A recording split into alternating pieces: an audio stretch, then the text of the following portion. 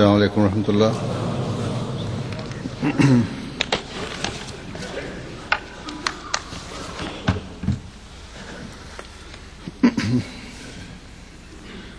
اشہد ان لا الہ الا اللہ وحدہ لا شریک لہ واشہد ان محمدا عبدہ ورسولہ. اما بعد فاعوذ باللہ من الشیطان الرجیم. بسم اللہ الرحمن الرحیم. الحمد للہ رب العالمین الرحمن الرحیم مالک یوم الدین.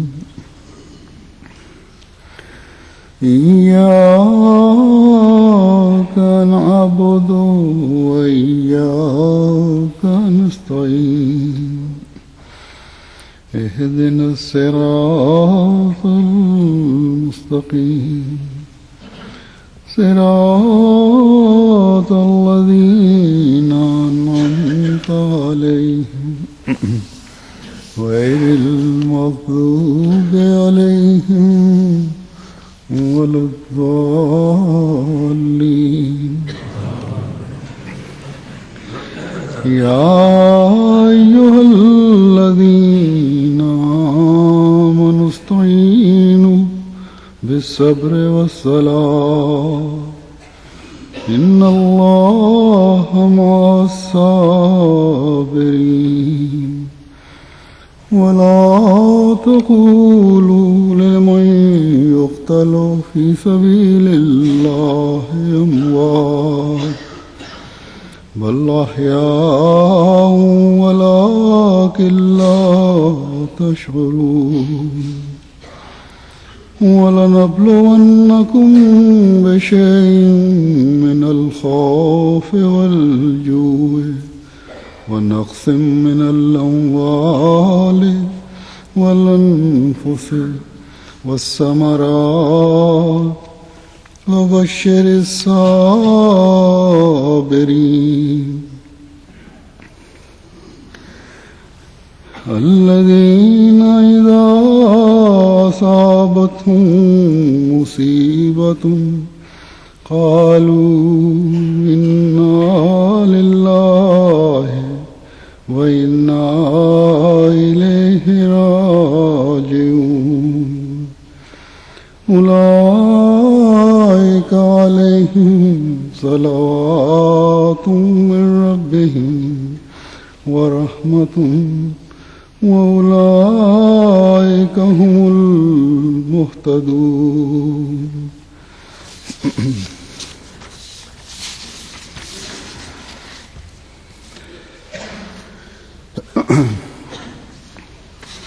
یہ آیات جو میں نے تلاوت کی ہیں ان میں اللہ تعالیٰ نے ان مومنوں کا نقشہ کھینچا ہے جو جب کسی ابتلاء یا امتحان میں پڑھتے ہیں تو ان کا ایمان کبھی ڈاواڈول نہیں ہوتا، بلکہ ابتلاؤں کے ساتھ ان کے ایمانوں میں مضبوطی پیدا ہوتی ہے اور پہلے سے زیادہ وہ اللہ تعالیٰ کی طرف جھکتے ہیں. ان آیات کا میں ترجمہ پڑھ دیتا ہوں. فرمایا کہ اے وہ لوگو جو ایمان لائے ہو، اللہ سے صبر اور صلات کے ساتھ مدد مانگو. یقیناً اللہ صبر کرنے والوں کے ساتھ ہے. اور جو اللہ کی راہ میں قتل کیے جائیں ان کو مردے نہ کہو، بلکہ وہ تو زندہ ہیں لیکن تم شعور نہیں رکھتے. اور ہم ضرور تمہیں کچھ خوف اور کچھ بھوک اور کچھ اموال اور جانوں اور پھلوں کے نقصان کے ذریعے آزمائیں گے اور صبر کرنے والوں کو خوشخبری دے دے۔ ان لوگوں کو جن پر جب کوئی مصیبت آتی ہے تو وہ کہتے ہیں ہم یقیناً اللہ ہی کے ہیں اور ہم یقیناً اسی کی طرف لوٹ کر جانے والے ہیں۔ یہی لوگ ہیں جن پر ان کے رب کی طرف سے برکتیں ہیں اور رحمت ہے، اور یہی وہ لوگ ہیں جو ہدایت پانے والے ہیں۔ جیسا کہ پہلی آیت سے ظاہر ہے، اللہ تعالیٰ نے مومنوں کو صبر اور صلات کی تلقین فرمائی ہے۔ گویا یہ دو خصوصیات ایسی ہیں جو ایک مومن میں ہونی چاہیے، اور خاص طور پہ ان کا اظہار مشکلات کے وقت یا ابتلا کے وقت ہونا چاہیے۔ یہ بظاہر مختصر الفاظ ہیں، لیکن اس کے وسیع معنی ہیں۔ صبر کے ایک معنی تو یہ ہے کہ انسان تکلیف پہنچنے پر شکووں اور رونے دھونے سے بچے اور ابتلا کو بغیر کسی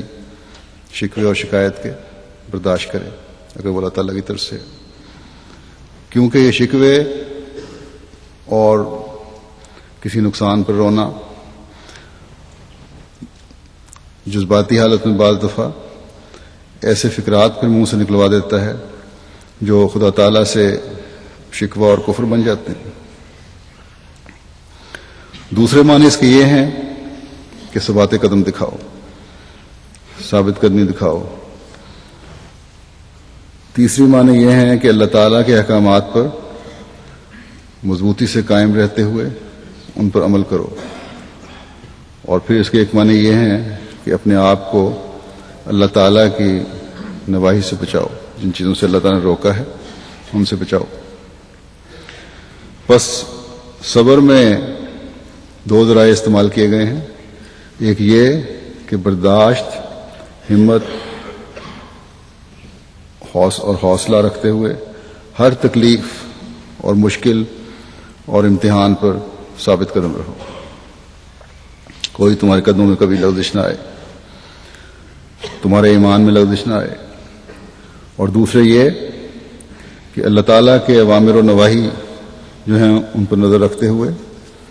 اپنی زندگیاں گزارو اور خدا تعالیٰ کے آگے جھکے رہو، اور پھر صبر کے ساتھ ہی صلات کا لفظ استعمال کر کے دعاؤں کی طرف توجہ کرنے کی مزید تلقین فرمائی۔ مختلف اوقات میں مختلف لغات میں صلات کے جو معنی دیے گئے ہیں ان کا خلاصہ یہ ہے، یہ اس طرح بیان کیا جا سکتا ہے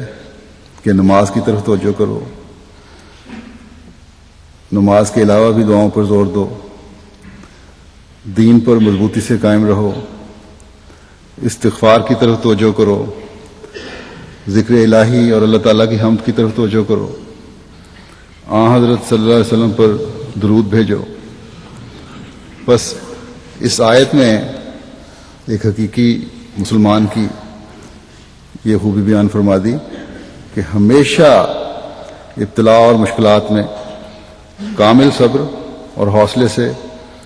تکالیف کے دور کو برداشت کرو،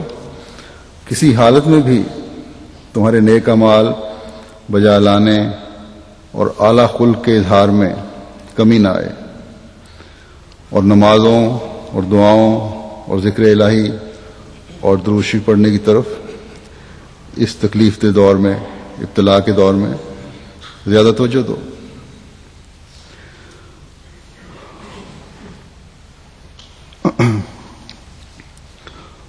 اور اس سوچ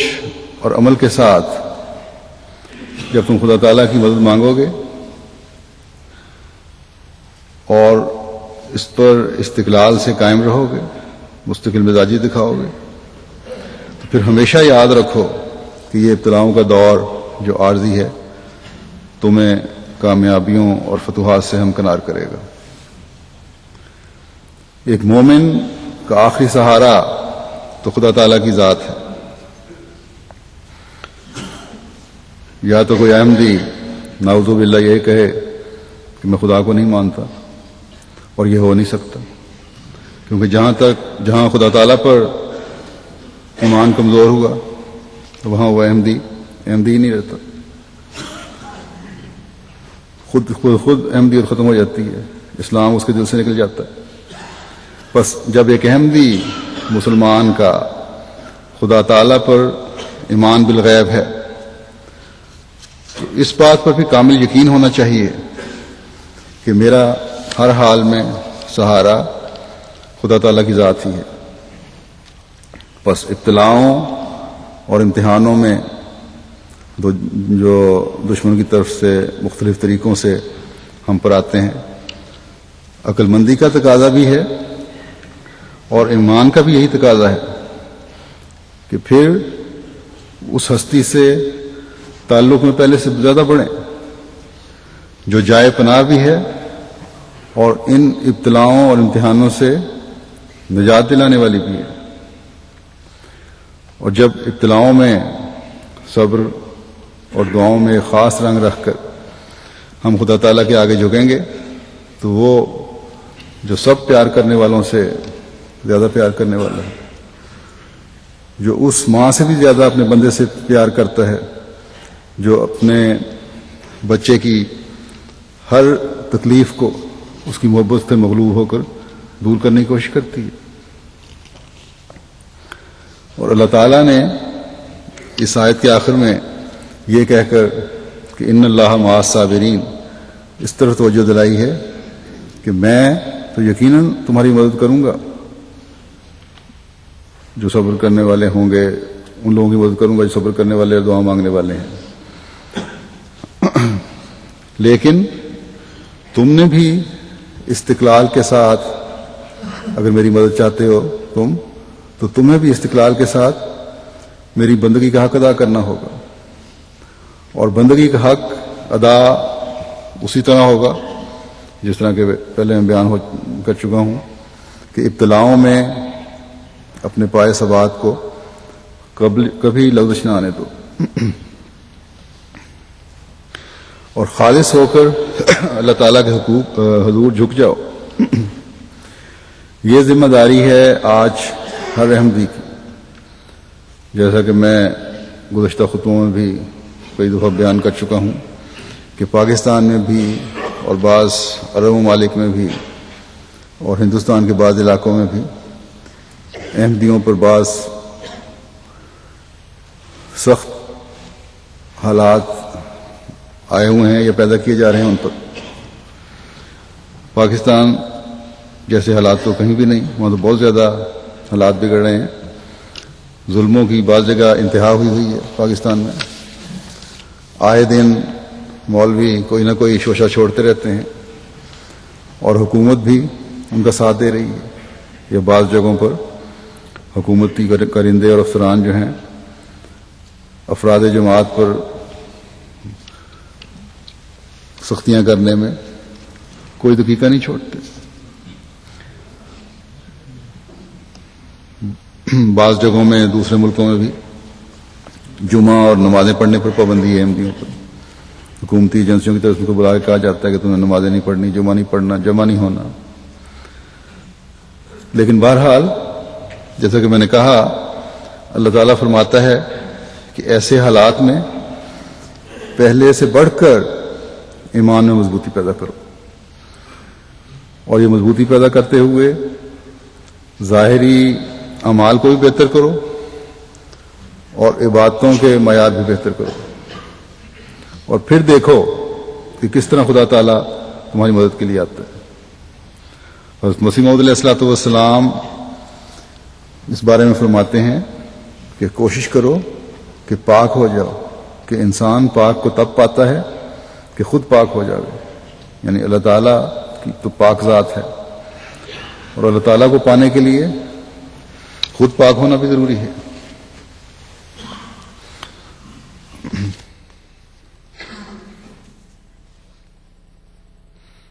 فرمایا کہ مگر تم اس نعمت کو کیوں کر پا سکو، اس کا جواب خود خدا نے دیا ہے، جہاں قرآن کریم میں فرماتا ہے وَاسْتَعِینُوا بِالصَّبْرِ وَالصَّلَاةِ، یعنی نماز اور صبر کے ساتھ خدا سے مدد چاہو۔ نماز کیا چیز ہے؟ وہ دعا ہے جو تسبیح، تحمید، تقدیس اور استغفار اور درود کے ساتھ تضرع سے مانگی جاتی ہے۔ سو جب نماز پڑھو تو بے خبر لوگوں کی طرح صرف عربی الفاظ کے پابند نہ رہو۔ وہ لوگ جو عربی نہیں جانتے ان کو فرمایا کہ اپنی زبان میں بھی دعائیں کرنی چاہیے۔ کیوں؟ فرماتے ہیں کہ جب تم نماز پڑھو تو بجز قرآن کے جو خدا کا کلام ہے اور بجز بعض ادعیہ معصورہ کے کہ وہ رسول صلی اللہ علیہ وسلم کا کلام ہے، باقی اپنی تمام دعاؤں میں اپنی زبان میں ہی الفاظ متضرعانہ ادا کرو، تضرع اختیار کرتے ہوئے تضرع والے الفاظ اختیار کرو، ادا کر لیا کرو، تا ہو کہ تمہارے دلوں پر اس عجز و نیاز کا کچھ اثر ہو۔ اپنی زبان میں دعا کرو گے تو دل سے الفاظ جو نکل رہے ہوں گے اسی سے تضرع پیدا ہوگا اور وہ دل سے نکلے ہوئے الفاظ ہوں گے۔ بس دعاؤں میں ایک خاص اضطراب پیدا کرنے کی ضرورت ہے، اور جب یہ اضطراب پیدا ہو جائے تو پھر خدا تعالیٰ اپنے بندے کے حق میں بہترین رنگ میں دعا قبول فرماتا ہے، جیسا کہ وہ فرماتا ہے کہ امن یجیب المضطر اذا دعاہ ویکشف السوء ویجعلکم خلفاء الارض۔ کون کسی بےکس کی دعا سنتا ہے جب وہ اس سے یعنی خدا سے دعا کرتا ہے اور اس کی تکلیف کو دور کر دیتا ہے، اور وہ تم اور تمام دعا کرنے والے لوگوں کو ایک دن زمین کا وارث بنا دے گا۔ بس جو دعائیں ایک خاص حالت میں اور اضطراب سے کی جائیں وہ ایک ایسا رنگ لانے والی دعا ہوتی ہیں جو دنیا میں انقلاب برپا کر دیا کرتی ہیں، اور جن کو خدا تعالیٰ کے راستے میں امتحانوں اور ابتلاؤں سے گزرنا پڑ رہا ہو، ان سے زیادہ خدا تعالیٰ کو کون پیارا ہو سکتا ہے کہ وہ اس کے لیے ساری تکلیفیں برداشت کر رہے ہیں۔ بس اللہ تعالیٰ نے یہ خوشخبری دی ہے کہ تم صبر اور دعا سے ان ابتلاؤں کو برداشت کرتے چلے جاؤ، ایک دن تم ہی زمین کے وارث کیے جانے والے ہو۔ بس آج کل کے یہ امتحان جن سے احمدی گزر رہے ہیں، جیسے میں بتایا پاکستان میں خاص طور پر، یہ قربانیاں جو کر رہے ہیں یہ ضائع جانے والی نہیں، یہ قربانیاں جو احمدی کر رہے ہیں یہ آج نہیں تو کل انشاءاللہ ایک رنگ لانے والی ہیں۔ ہمارا کام یہ ہے کہ بغیر کسی شکوے کے اللہ تعالیٰ سے مدد مانگتے ہوئے ان امتحانوں سے گزرتے چلے جائیں۔ پھر اللہ تعالیٰ فرماتا ہے کہ اللہ تعالیٰ کی خاطر ابتلاء اور امتحانوں میں سے گزرنے والے کی انتہا جو ہے وہ جان کی قربانی تک بھی جا سکتی ہے، لیکن یاد رکھو کہ اللہ تعالیٰ کی خاطر جو لوگ اپنی جانیں قربان کرتے ہیں ان کا جانیں قربان کرنا ایک عام آدمی کے قتل ہونے کی طرح کا قتل نہیں ہے۔ اسلام کے ابتدائی دور میں تو جنگوں کے ابتدائی زمانے میں جب جنگیں نہیں ہو رہی تھیں اس وقت بھی قربانیوں کی بے انتہا مثالیں نظر آتی ہیں، اور پھر جب دوسرا دور آیا جب جنگیں ٹھوسی گئی مسلمانوں پر، اس وقت بھی ایسی بے شمار مثالیں ہیں مومنوں کی جن میں جانوں کے نذرانے پیش کیے گئے، اور ہر دو طرح سے جو قتل ہوئے مسلمانوں کے، یہ قتل ہونے والے لوگ جو تھے انہوں نے خدا تعالیٰ کے دین کی بقا کے لیے اپنی جانوں کے نذرانے پیش کیے، توحید کے قیام کے لیے اپنی جانوں کے نذرانے پیش کیے، اور خدا تعالیٰ نے پھر ان کی قربانیوں کو قبول فرماتے ہوئے فرمایا کہ ایسے لوگوں کو جو اپنی جانوں کے نذرانے پیش کر رہے ہیں مردہ نہ کہو، وہ تو زندہ ہیں، کیونکہ انہوں نے ایک بہت بڑے مقصد کی خاطر قربانی دی ہے۔ ہر آن جہاں خدا تعالیٰ سے کے ہاں ان جانیں قربان کرنے والوں کے اجر بڑھتے چلے جاتے ہیں، وہاں ان کی قربانیوں کو یاد کر کے مومنین کی جماعت جو ہے انہوں نے بھی ان کے ناموں کو زندہ رکھا اور رکھنا چاہیے، کیونکہ ان شہداء کے ناموں کو زندہ رکھنا جماعت مومنین کی زندگی کی بھی ضمانت بن جاتا ہے۔ اس مثالوں کو سامنے رکھ کر پھر مومن جو ہیں دوسرے وہ بھی دین کی خاطر ہر قربانی کے لیے تیار رہتے ہیں کہ کس طرح قربانیاں کرنے والوں نے اپنی جانوں کے نذرانے پیش کیے، اور جس قوم میں قوم کی خاطر جان دینے والے موجود ہوں وہ قومیں پھر مرا نہیں کرتی، اور پھر جو خدا تعالیٰ کے دین کی خاطر جانیں قربان کرنے والے ہوں ان کے ساتھ تو خدا تعالیٰ کی خاص تائیدات ہوتی ہیں۔ آج مسیح موعود کے زمانے میں مذہبی جنگوں کا تو خاتمہ ہے، تو کیا خدا تعالیٰ کی راہ میں اب کوئی قتل نہیں ہوتا؟ جو مرنے کے بعد خود بھی ہمیشہ کی زندگی پائے اور مومنین کی زندگی کے بھی سامان کرے۔ جب آخرین نے اولین سے ملنے کے معیار قائم کرنے تھے تو یقیناً خدا تعالیٰ کی راہ میں جانوں کے نذرانے پیش کرنے تھے۔ بس ان آخرین نے جنہوں نے مسیح موعود علیہ الصلوۃ والسلام کی زندگی میں بھی جانیں قربان کرنے کے نمونے دکھائے، سرزمین کابل میں اپنی جانوں کے نذرانے پیش کیے، اور یہ جانوں کے نذرانے پیش کر کے دائمی زندگی کے راستے دکھائے ہمیں، اور اس کے بعد آج تک افراد جماعت خدا تعالیٰ کی خاطر جانوں کے نذرانے پیش کرنے کے نمونے قائم کرتے چلے جا رہے ہیں، اور ہر شہید احمدی کے خون کا ہر قطرہ جہاں ان کی اخروی زندگی میں ان کے اخروی زندگی میں ان کے درجات کو بلند کرتا چلا جا رہا ہے، وہاں جماعتی زندگی کے بھی سامان پیدا کرتا چلا جا رہا ہے۔ بس اگر یہ دشمن سمجھتا ہے کہ اس سے جماعتی زندگی کو متاثر کر رہے ہیں یا ایمانوں کو کمزور کر رہے ہیں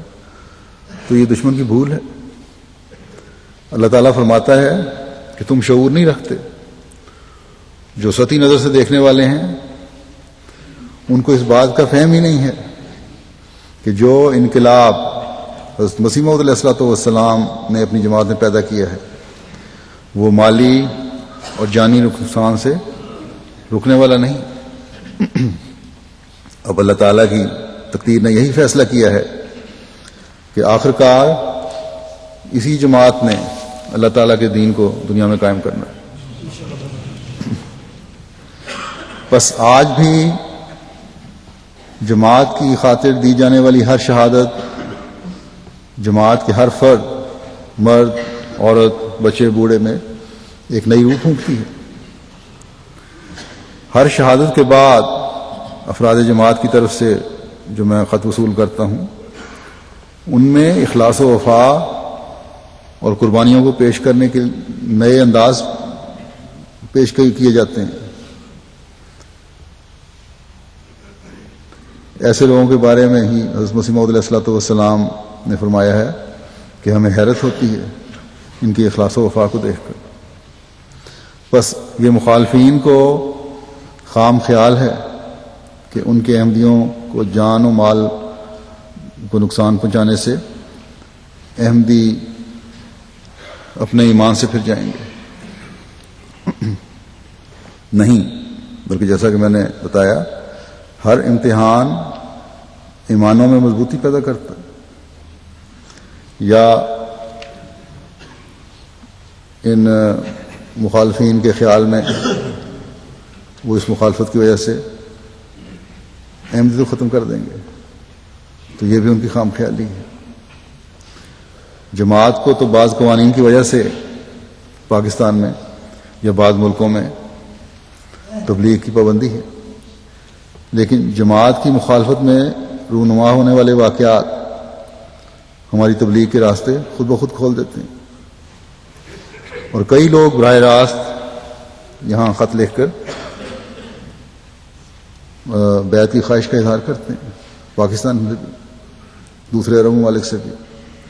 بس یہ مخالفتیں بھی ہمیں ترقیات کی طرف لے جانے والی ہیں۔ بس یہ مخالفین چند جانوں کو تو ختم کر سکتے ہیں، مالوں کو تو لوٹ سکتے ہیں، ہماری عمارتوں کو تو نقصان پہنچا سکتے ہیں، ہماری مسجدوں کی تعمیر تو رکوا سکتے ہیں، لیکن ہمارے ایمانوں کو کبھی کمزور نہیں کر سکتے، کیونکہ یہ امتحان اور ابتلا اس بات کی تصدیق کرتے ہیں کہ خدا ہمارے ساتھ ہے، جیسا کہ خدا تعالیٰ نے اگلی آیت میں ان تمام قسم کے نقصانوں کا تفصیل سے ذکر کر کے صبر کرنے والوں کو خوشخبری دی ہے۔ فرمایا تمہیں خوف سے بھی آزمائیں گے، اگر تم صبر اور دعا سے اس خوف کی آزمائش سے گزر گئے تو تمہیں خوشخبری ہو کہ تم انعامات کے وارث بننے والے ہو۔ اور خوف کس قسم کے ہیں؟ ہر وقت کے دشمن کے حملوں کا بھی خوف ہے، مولویوں کی شرارتوں کا بھی خوف ہے، ذرا سی بات پہ مقدمات ہونے کا بھی خوف ہے، حکومتوں کے قوانین کا خوف ہے، حکومتی افسران کی دھمکیوں کا خوف ہے۔ لیکن مومن کسی قسم کے جتھوں، پارلیمنٹوں کے فیصلوں سے ڈر کر یا کسی قسم کے خوف جو میں نے بتائے ہیں ان سے خوف کھا کر اپنے ایمان کو نہ ضائع کرتے ہیں، نہ ان میں کمزوری پیدا کرتے ہیں۔ پھر بھوک کے ذریعے سے آزمانا ہے، جیسا کہ وسیع پیمانے پر اس کی مثالیں بھی ہمارے سامنے ہیں، اب بھی اکا دکا واقعات ہوتے رہتے ہیں، لیکن 74 میں جماعت کے خلاف جو حالات پیدا کیے گئے تھے اور اس میں یہ سختیاں کی گئی تھیں احمدیوں پر کہ نہ کسی کو یہ اجازت تھی کہ احمدی گھروں تک کھانے پینے کا سامان پہنچا سکے، اور نہ احمدیوں کو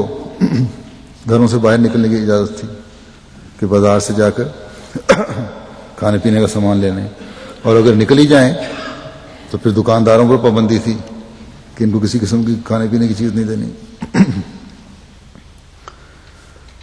پھر مالوں کا لوٹنا ہے، آج کل بھی احمدیوں کے مالوں کو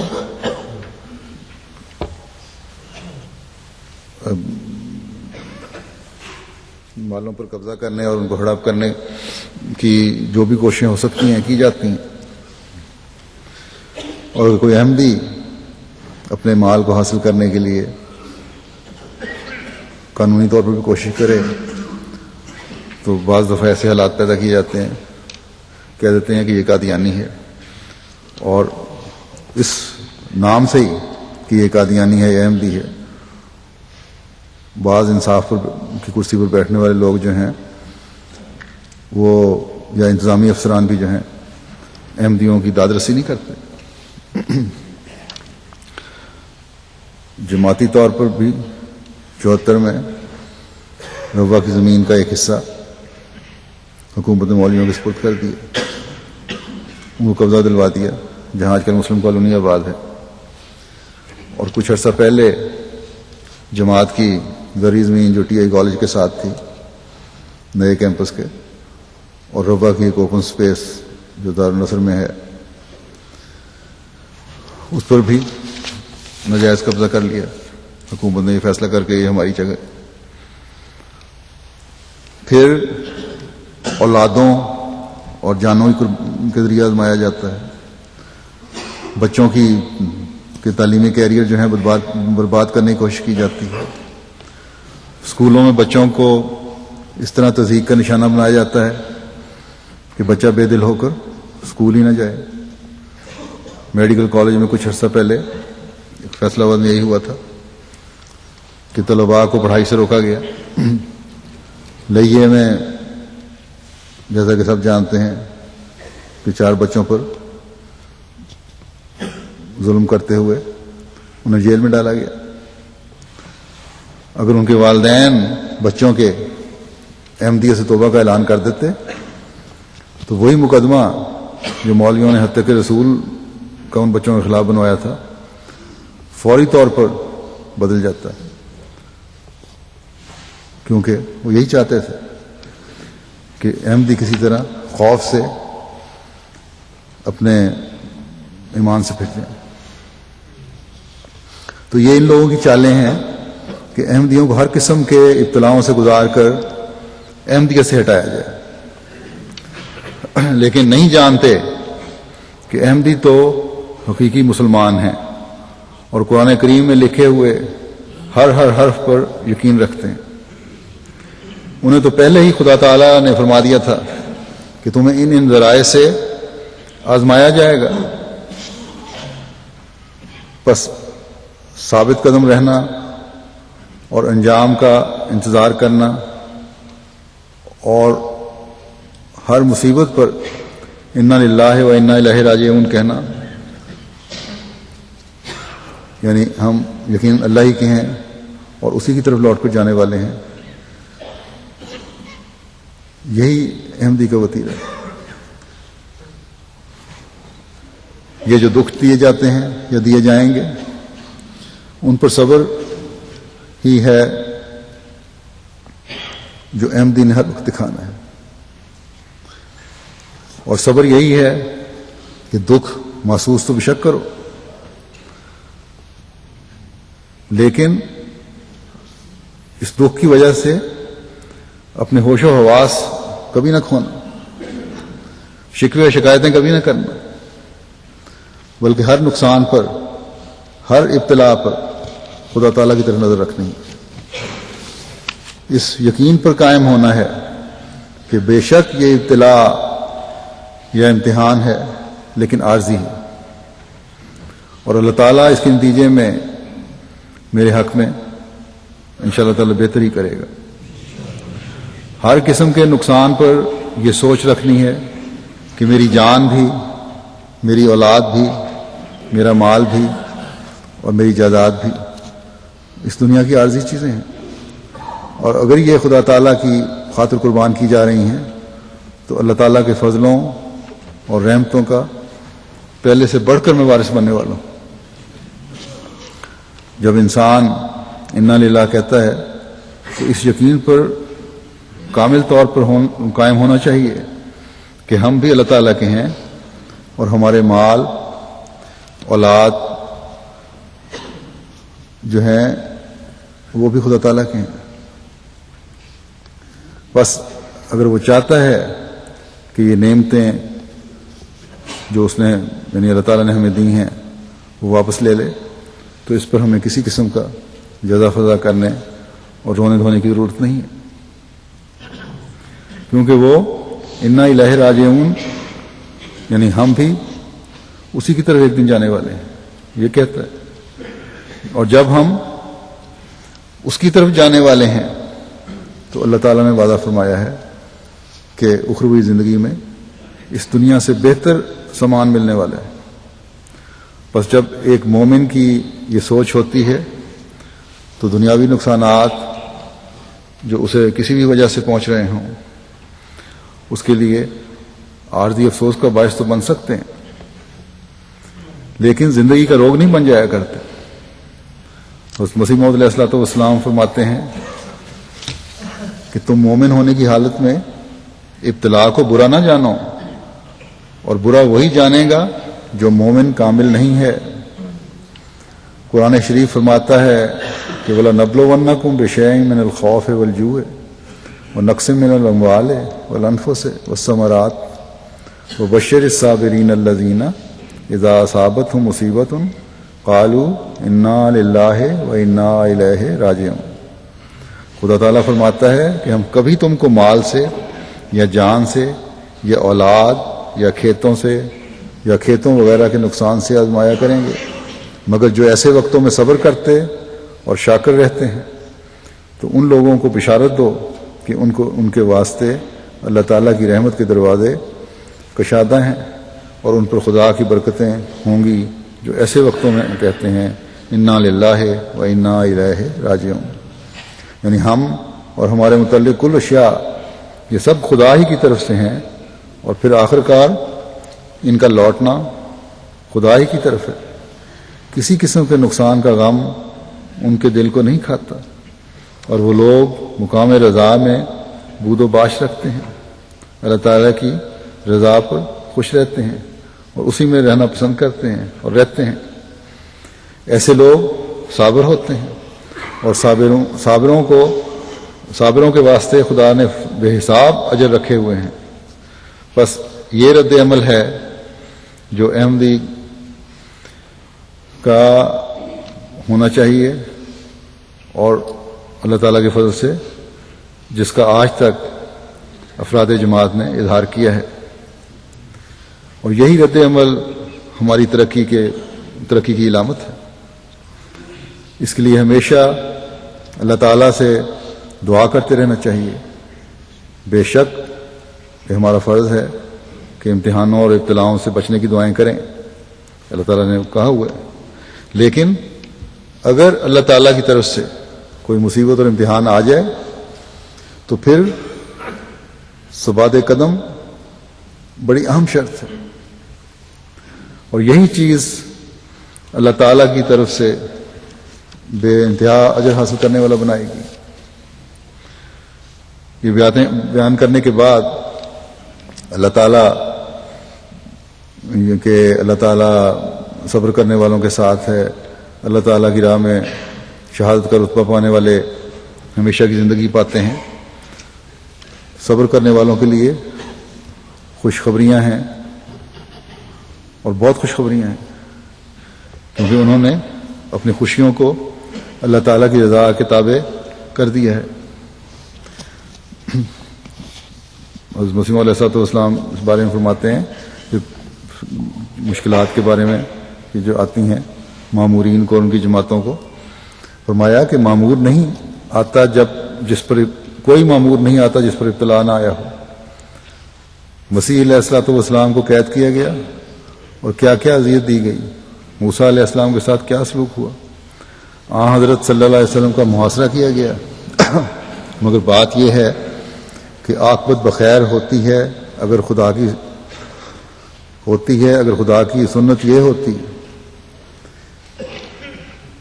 مگر بات یہ ہے کہ عاقبت بخیر ہوتی ہے، یعنی کہ انجام، یہ ساری تکلیفوں کا جو انجام ہے وہ بہتر ہوتا ہے۔ اگر خدا کی سنت یہ ہوتی کہ مامورین کی زندگی ایک تنعم اور آرام کی ہو اور اس کی جماعت پلاؤ زردے وغیرہ کھاتی رہے تو پھر اور دنیا داروں میں اور ان میں کیا فرق ہوتا؟ اگر آرام اور صرف نعمتوں والی اور آسائش والی زندگی ہوتی اور کوئی تکلیفیں نہ برداشت کرنی ہوتی تو فرمایا کہ پھر دنیا دار میں اور الہی جماعت میں فرق کیا رہ گیا؟ فرماتے ہیں کہ پلاؤ زردے کھا کر حمدن للہ و شکرن للہ کہنا آسان ہے، اللہ تعالیٰ کا شکر کرنا، حمد پڑھنا بڑا آسان ہے اگر آسانیاں ہی آسانیاں ہوں، کھانے پینے کو ملتا جائے،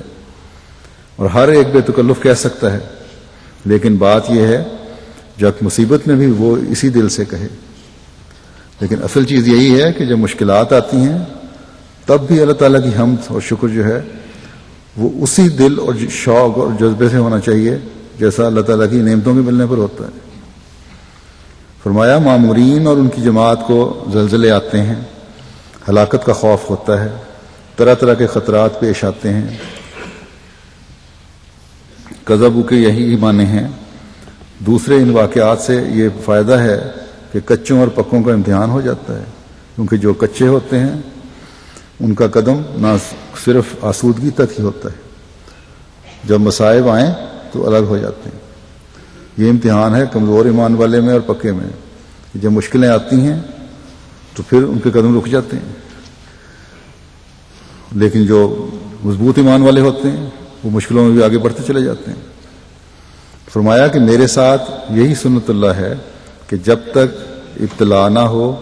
تو کوئی نشان ظاہر نہیں ہوتا۔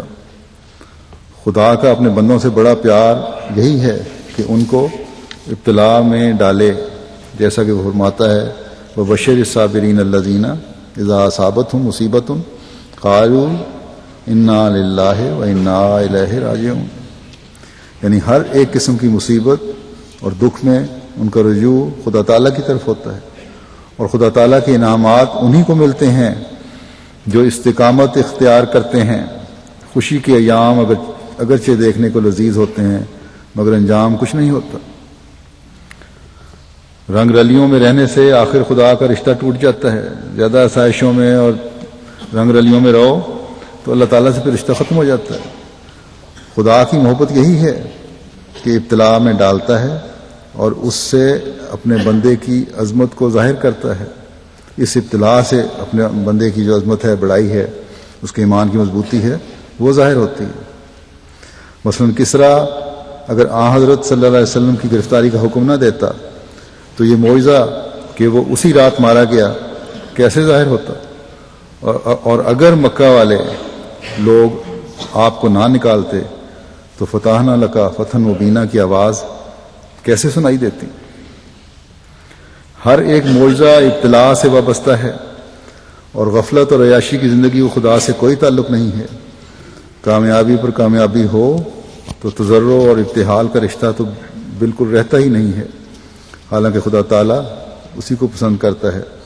اس لیے ضرور ہے کہ دردناک حالتیں پیدا ہوں۔ بس اللہ تعالیٰ نے یہ فرمایا کہ جب صبر کرنے والوں کے ساتھ ہے اور ہمیشہ کی زندگی پاتے ہیں، جو اللہ تعالیٰ کی رضا کی خاطر اپنی جانیں دیتے ہیں، اور خوشخبریاں دیتا ہے اللہ تعالیٰ صبر کرنے والوں کو۔ پھر آخری آیت میں اللہ تعالیٰ یہ فرماتا ہے کہ جو میں نے تلاوت کی ہے ان میں سے آخری آیت، کہ اس بات کا پھر یہ اعادہ فرمایا ہے، پھر اسی بات کو دہرایا ہے کہ یہی لوگ ہیں جن پر اللہ تعالیٰ کی برکتیں اور رحمتیں ہیں، اور جو لوگ اللہ تعالیٰ کی برکتوں اور رحمتوں کے وارث بن جائیں وہی لوگ حقیقی ہدایت یافتہ ہیں۔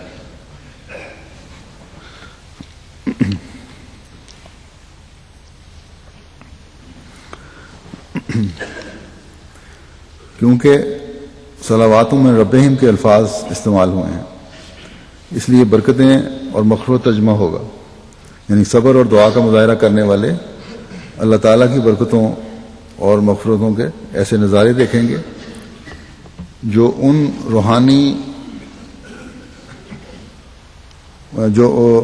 کے روحانی مدارج بلند کرنے والے ہوں گے۔ صلواتوں میں ربہم یہ ہے کہ اللہ تعالیٰ تو دعائیں نہیں دے رہا، اللہ تعالیٰ کی طرف سے مغفرت اور رحمتیں پر پہنچ رہی ہیں مومنوں کو، اور جب رحمتیں اور برکتیں پہنچ رہی ہوں تو پھر ایسے لوگوں کے پھر روحانی مدارج جو ہیں بلند ہوتے چلے جاتے ہیں، اور اللہ تعالیٰ کی رحمت بھی ان کے شامل حال رہے گی۔ دنیاوی نقصانات بھی خدا تعالیٰ پورے فرما دیتا ہے ایسے لوگوں کے جو اللہ تعالیٰ کی خاطر ہر قربانی کے لیے تیار ہوتے ہیں۔ جائزے لے کر دیکھ لیں کہ اللہ تعالیٰ کی راہ میں کسی بھی قسم کی قربانی پیش کرنے والے کسی احمدی کے ہاتھ میں مخالفین نے اپنی خواہش کے مطابق کبھی کشکول نہیں پکڑایا، نہ پکڑا سکا، بلکہ کشکول انہی کے ہاتھ میں ہے جنہوں نے احمدیوں کو تکلیفیں پہنچائی ہیں اور آئین و قانون کی اغراض کی خاطر احمدیوں کو غیر مسلم قرار دیا ہے۔ بس اگر اللہ تعالیٰ کی اس واضح تائید کے بعد بھی سمجھ نہیں آتی ان لوگوں کو اور یا سمجھنا نہیں چاہتے تو پھر کوئی کچھ نہیں کر سکتا. ہم تو دعا کر سکتے ہیں کہ اللہ تعالیٰ ان لوگوں کو عقل اور سمجھ عطا فرمائے. پھر اسی آیت کے آخر میں اللہ تعالیٰ فرماتا ہے کہ اولئک هم المہتدون، کہ جو شخص اللہ تعالیٰ کی رحمت، مغفرت اور برکت کو حاصل کرنے والا ہو وہی حقیقی ہدایت یافتہ ہے. اور اس وجہ سے ہدایت پانے کی وجہ سے ہدایت میں پھر ترقی کرتے چلے جانے والا ہے. اور کیونکہ وہ مشکلات اور مصائب میں صبر اور دعا سے کام بھی لے رہے ہوتے ہیں ایسے لوگ، اس لیے اللہ تعالیٰ نے ان کی ہدایت بھی، اللہ تعالیٰ ان کی ہدایت بھی فرماتا چلا جاتا ہے. جیسے میں نے کہا اس میں ترقی کرتے چلے جاتے ہیں اور اللہ تعالیٰ کی لقاء کے نئے راستے انہیں دکھائے جاتے ہیں اور وہ اللہ تعالیٰ کا ہمیشہ قرب پانے والے ہوتے ہیں. اللہ تعالیٰ سے ہمیشہ یہ دعا کرنی چاہیے کہ خدا تعالیٰ محض اور محض اپنے فضل سے ہر احمدی کو مشکلات سے بچائے. لیکن اگر الہی تقدیر کے مطابق کسی کو امتحان میں سے گزرنا ہی پڑ جائے تو اللہ تعالیٰ صبر اور دعا کے ساتھ اس سے گزرنے کی توفیق بھی عطا فرمائے اور ہمیشہ ہماری رہنمائی بھی فرماتا رہے. حضرت مسیح موعود علیہ الصلوۃ والسلام فرماتے ہیں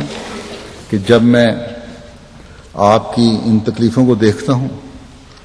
اور دوسری طرف اللہ تعالیٰ کی ان کریمانہ قدرتوں کو جن کو میں نے بذات خود آزمایا ہے اور جو میرے پر وارد ہو چکے ہیں تو مجھے بالکل اضطراب نہیں ہوتا، کیونکہ میں جانتا ہوں کہ خداوند کریم قادر مطلق ہے اور بڑے بڑے مصائب اور شدائد سے مخلصی بخشتا ہے،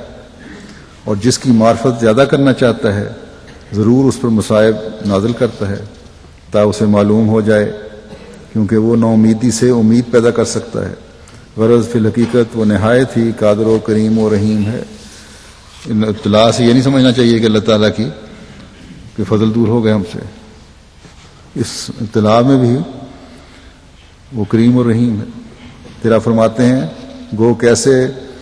عوارض شدیدہ ہوں، خدا تعالیٰ کے فضل کی راہیں ہمیشہ کھلی ہیں، اس کی رحمت کا امیدوار رہنا چاہیے. ہاں اس وقت اضطراب میں توبہ و استغفار کی بہت ضرورت ہے. یہ ایک نقطہ یاد رکھنے کے لائق ہے کہ جو شخص کسی بلا کے نزول کے وقت میں کسی ایسے عیب اور گناہ کو توبہ نصوح کے طور پر ترک کر دیتا ہے جس کا ایسی جلدی سے ترک کرنا ہرگز اس کے ارادہ میں نہ تھا، تو یہ عمل اس کے لیے ایک کفارہ عظیم ہو جاتا ہے. اگر کوئی بلا آئے، کوئی مصیبتیں آئیں، کوئی امتحان آئیں، اس وجہ سے اگر کوئی اپنی کسی برائی کو چھوڑتا ہے، کسی گناہ کو ترک کرتا ہے اور اسے سبق حاصل کرتا ہے تو فرمایا کہ یہ اس کے لیے پھر ایک کفارہ عظیم بن جاتا ہے اور اس کے سینے کے کھولنے کے ساتھ ہی اس بلا کی تاریکی کھل جاتی ہے اور روشنی امید کی پیدا ہو جاتی ہے. اور جب ایسا ہوتا ہے تو جہاں انسان کا سینہ کھلتا ہے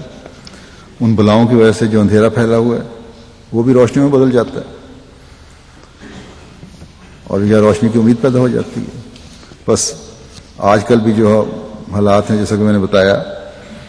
افراد جماعت کو دنیا میں ہر جگہ دعاؤں کی طرف توجہ دینے کی بہت زیادہ ضرورت ہے، اپنی غلطیوں پر نظر رکھنے کی بہت زیادہ ضرورت ہے اور اللہ تعالیٰ کا وصال حاصل کرنے کی کوشش کی ضرورت ہے. انفرادی کوششیں ہی ہیں جو جب ہر فرد جماعت کرتا ہے تو وہ جماعتی دھارے کی شکل اختیار کر لیتی ہیں اور یہ اکٹھی ہو کر جب جمع ہو کر جب آسمان کی طرف جاتی ہیں تو اللہ تعالیٰ کی برکتوں اور رحمتوں کو کھینچ کر لاتی ہیں. اللہ تعالیٰ ہر فرد جماعت کو اس روح کے ساتھ خاص دعاؤں کی توفیق عطا فرمائے، کیونکہ جس طرف حالات جا رہے ہیں لگتا ہے کہ ابھی مزید امتحانوں میں سے احمدیوں کو پاکستان میں خاص طور پر گزرنا پڑے گا. لیکن ان بیوقوفوں کو یہ نہیں پتہ، یہ سمجھتے ہیں کہ احمدی آسان ٹارگٹ ہیں، اس لیے اس ذریعے سے ہم جو ملک میں دوسری افراتفری ختم کر کے تو جو صرف احمدیوں کی طرف پھیر دیں تو مسائل حل ہو جائیں گے. لیکن جیسے میں نے کہا بیوقوفوں کو پتہ نہیں کہ وہ اس احمدیوں کو نقصان نہیں پہنچا رہے، بلکہ لاشعوری طور پر ان لوگوں کے ہاتھ میں کھلونا بن کر جو ملک کو توڑنا چاہتے ہیں، ملک کو نقصان پہنچانے کی کوشش کر رہے ہیں. بس پاکستان کے لیے بھی بہت زیادہ دعا کی ضرورت ہے. اللہ تعالیٰ رحم فرمائے. آج میں پھر ایک شہید کے جنازہ پڑھاؤں گا جنہیں گزشتہ دنوں شہید کیا گیا. ان کا نام محمد اعظم طاہر صاحب ہے. اچ شریف کے رہنے والے ہیں. ان کے والد حکیم محمد افضل صاحب. 26 ستمبر کو ان کو شہید کیا گیا. انا للہ و انا الیہ راجعون. یہ شادی کے اپنے بھائی کے گھر سے ان کی بیٹی کی شادی، کسی بچے کی شادی تھی، اس میں شامل ہو کر اپنی بیٹی اور بچوں کے ہمراہ آ رہے تھے 8:30 بجے کے وقت. تو راستے میں ایک جگہ پر جہاں آبادی کم تھی 2 افراد نے ان کو پستول دکھا کر روکا اور موٹر سائیکل کا بیلنس نہیں رہا، نیچے گر گئے. بیٹی اور بچے زمین پر گر گئے. یہ نہیں، یہ بچوں کو اٹھانے کے لیے جب آگے بڑھے ہیں تو حملہ آور پھر ان کے قریب آ گئے بہت زیادہ اور پستول ان کی کن پٹی پہ رکھ دیا. انہوں نے کہا جو تم نے لینا ہے وہ لے لو اور جان چھوڑو. لیکن انہوں نے وہیں ان کی کن پٹی پہ پستول رکھ کر فائر کیا اور وہ شہید ہو گئے. یہ طب کے پیشہ سے تعلق رکھتے تھے اور کافی ہردل عزیز تھے آبادی میں اپنی جہاں یہ پریکٹس کرتے تھے. حکمت پڑھی انہوں نے. موسی بھی تھے. 51 سال ان کی عمر تھی. بڑے خوش اخلاق، بالنثار، جماعت کے مخلص کارکن، اطاعت کرنے والے، مہمان نوازی کرنے والے، دعاؤں اور نمازوں کی طرف بڑی پابندی کرنے والے. آج کل سیکٹری مال کی توفیق پا رہے تھے، خدمت کی توفیق پا رہے تھے. تو ان کے 2 بیٹے ہیں اور 1 بیٹی ہے جو یادگار ہیں. اسی طرح ان کے 5 بھائی اور بہنیں ہیں اور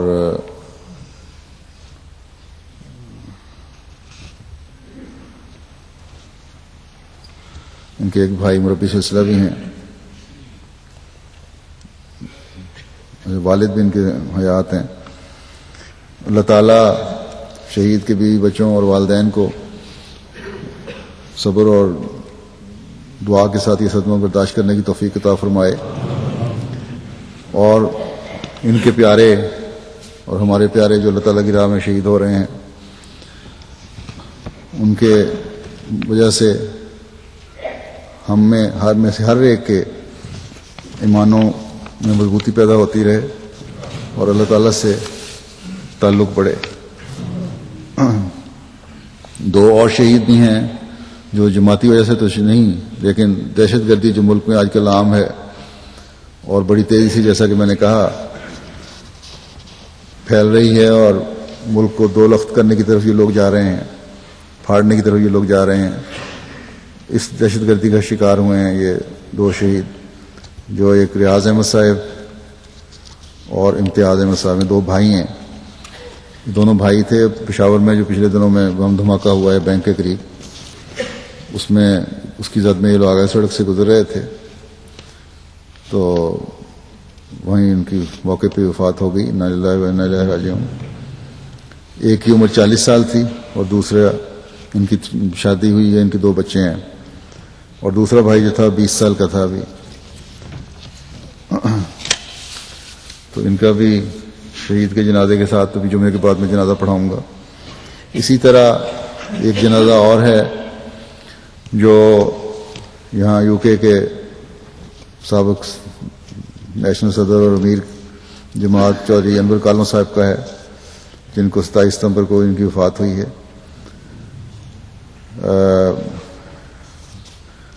آپ یہاں لمبا عرصہ UK میں رہے ہیں اور جیسا کہ میں نے کہا نیشنل پریزیڈنٹ بھی رہے، پھر جماعت کے امیر بھی رہے، صدر قضاء بورڈ بھی یہاں UK کے رہے پہلے یہ ڈھاکہ میں تھے، لیکن اس سے پہلے کلکتہ میں تھے، وہاں بھی یہ امیر رہے ہیں، پھر ڈھاکہ میں امیر رہے ہیں، فضل عمر فاؤنڈیشن کے ممبر بھی تھے۔ چودھری فضل اللہ خان صاحب سے ان کا خاص تعلق تھا، ان کے سیکرٹری کے طور پر مختلف سفروں میں ان کے ساتھ جاتے رہے یہ، اور خلیفۃ المسیح رابع میں 1984 میں جب یہاں آئے ہیں تو اس وقت جو قرآن کریم کے انگریزی ترجمے پر نظر ثانی کے لیے ٹیم بنائی تھی اس میں ان کو بھی شامل کیا تھا۔ خلافت سے وفا کا تعلق تھا ان کا، اور واقفین زندگی اور مبلغین کی بڑے عزت اور احترام کیا کرتے تھے۔ اللہ تعالیٰ ان سے بھی مغفرت کا سلوک فرمائے، رحمت کا سلوک فرمائے۔ ایک جنازہ اور ہے جو ایک عزیزہ ہماری منصورہ وہاب صاحبہ کا ہے، یہ مولوی عبدالوہاب آدم صاحب جو گھانین ہیں اور جامعہ پاکستان ربا سے پڑھے ہوئے ہیں، شروع کوئی بیچ تھا، ابتدائی مبلغین میں سے ہیں جو افریقہ سے پڑھنے گئے تھے وہاں، ان کی بیٹی ہیں یہ۔ آج کل امیر صاحب عبدالوہاب صاحب امیر ہیں اور مشنری انچارج ہیں گھانا کے۔ محمد بیدو صاحب کی اہلیہ تھیں، ان کو بھی گردے کی تکلیف ہو گئی جس کی وجہ سے بیمار چلی آ رہی تھیں۔ اب چند دن پہلے گزشتہ انتظام بھی ہو گیا تھا گردے کے ٹرانسپلانٹ کا، لیکن بہرحال اللہ تعالیٰ کی تقدیر یہی تھی، 28 سال کی عمر میں ان کی وفات ہو گئی ہے۔ انا للہ و انا الیہ راجعون۔ ان کا جنازہ بھی ساتھ ہی ہوگا۔ اللہ تعالیٰ ان سے بھی مغفرت اور رحمت کا سلوک فرمائے اور ان کے والدین کو صبر کی توفیق عطا فرمائے۔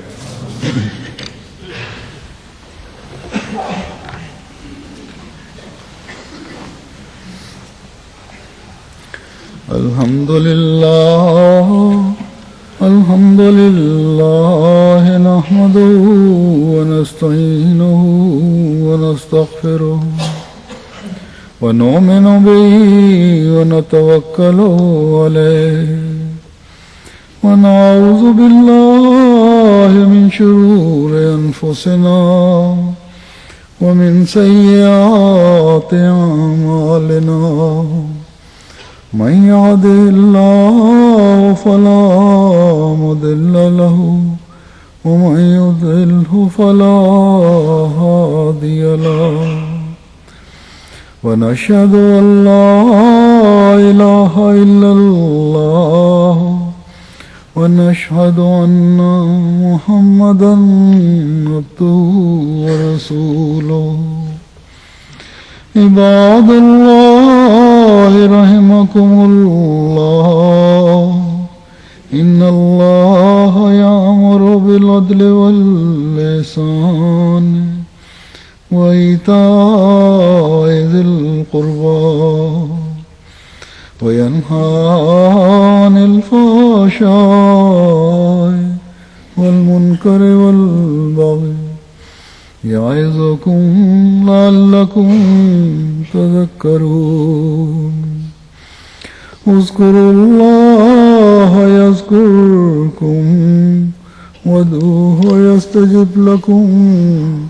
ولذكر الله أكبر